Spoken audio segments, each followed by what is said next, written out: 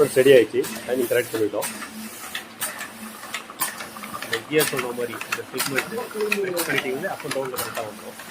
நிறைய மிஷினில் back impression complaint வரும். இம்ப்ரெஷன் லாக் இல்லை. அதுக்கு வந்து ஸ்க்ரூ இதுக்கு கீழே இருக்குது. பின்பக்கம் ஒரு ஸ்க்ரூ ஒன்று இருக்குது. இந்த ஸ்க்ரூவை கரெக்டான அளவு டைட்டில் யூஸ் பண்ணுறது மூலமாக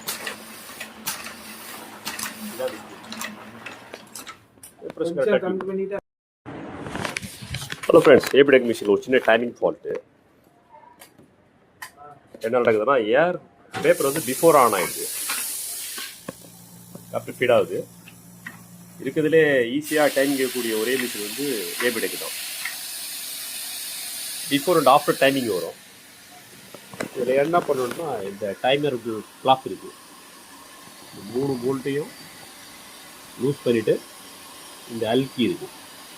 ஃப்ரண்ட் ஆர் பேக். இது ஃப்ரண்ட் வந்தால் பிஃபோர் போவோம், பேக் போனால் பேக் போகும், ரிவர்ஸ் ஆகும். இந்த செக்ஷன் பண்ணாலே டைமிங் ஈஸியாக கேட்ச் பண்ணும். இருக்கிறதுல ரொம்ப ரொம்ப ஈஸியான மெத்தட் இந்த ஏபிடெக்.